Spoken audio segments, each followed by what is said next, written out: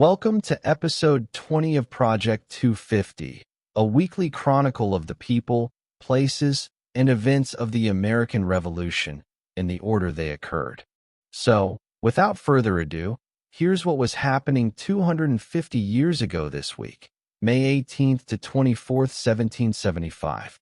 Last week, as you may recall, in Savannah, the Sons of Liberty raided the city's magazine, divided the powder with South Carolina revolutionaries, and sent some to Boston. On the same day, Ethan Allen sent a small force to capture nearby Fort George. On May 12th, Allen wrote to Connecticut Governor Jonathan Trumbull, informing him of the capture of Fort Ticonderoga.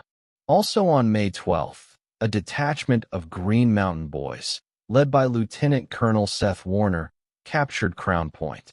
Meanwhile, Benedict Arnold spent several days cataloging the supplies and equipment captured at Ticonderoga and Crown Point until May 13th, when Captains Brown and Oswald arrived with about 50 recruits.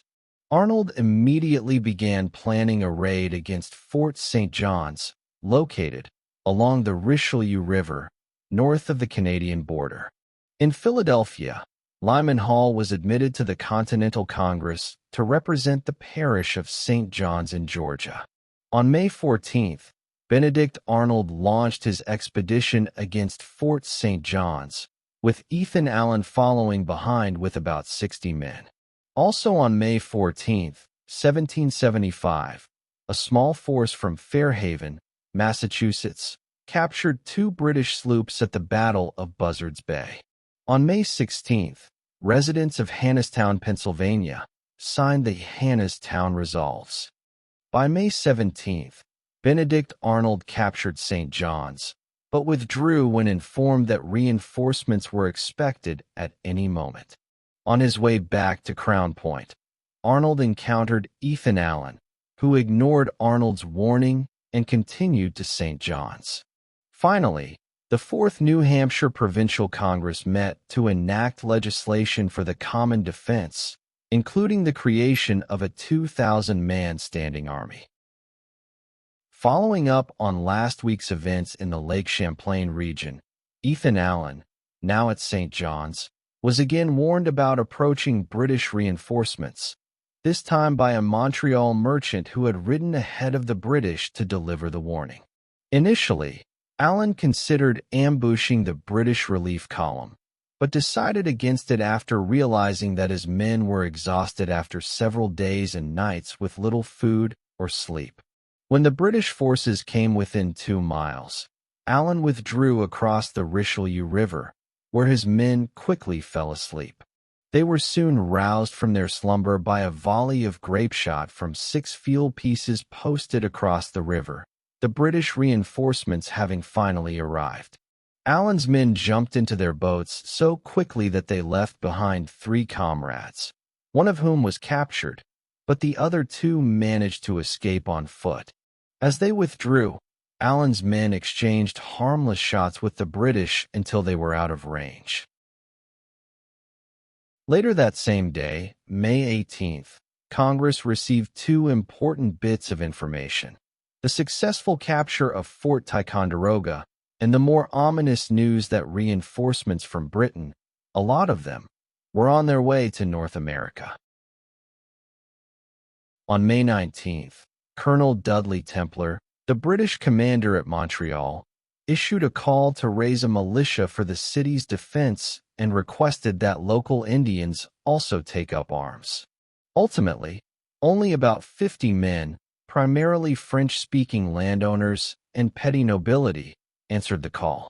They were sent to St. John's. No Indians came forward to join them.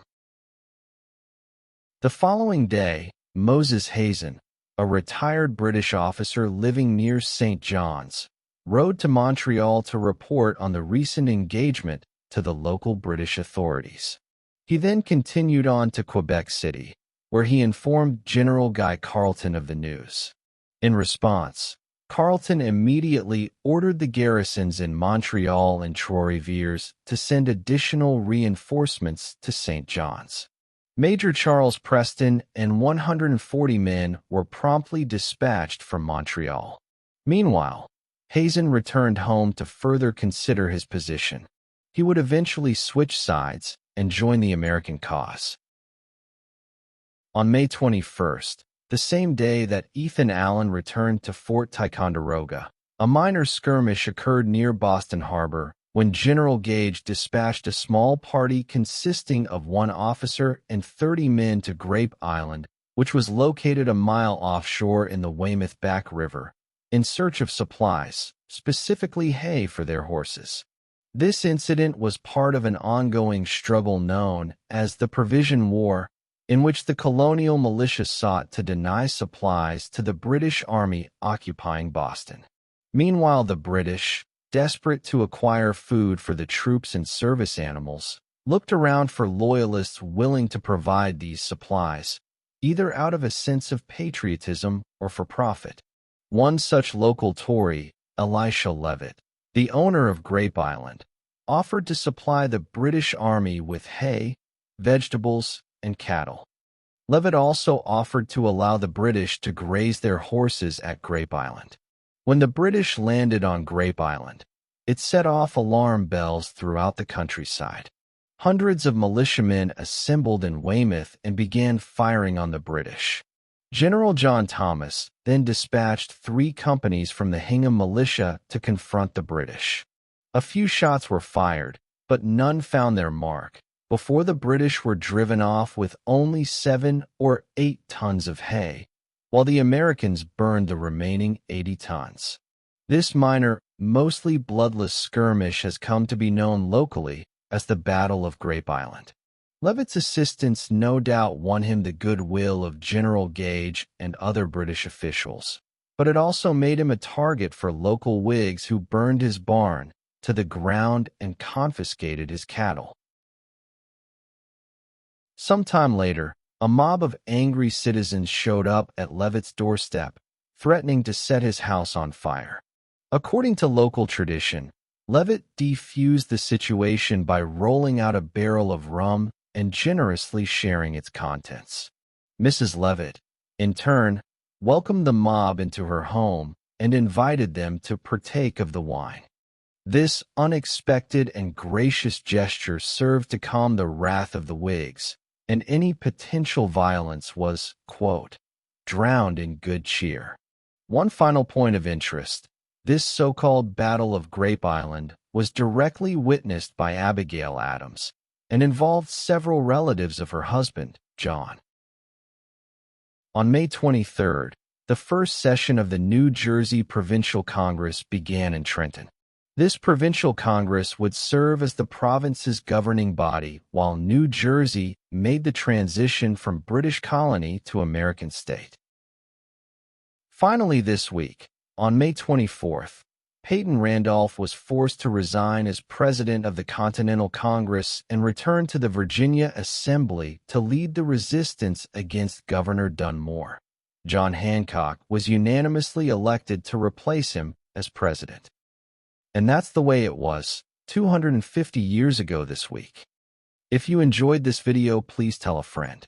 And if you like what you see on this channel, make sure to like, share, and subscribe. You can also check us out on Facebook and Twitter, or X, as well as on Substack. Thank you for watching.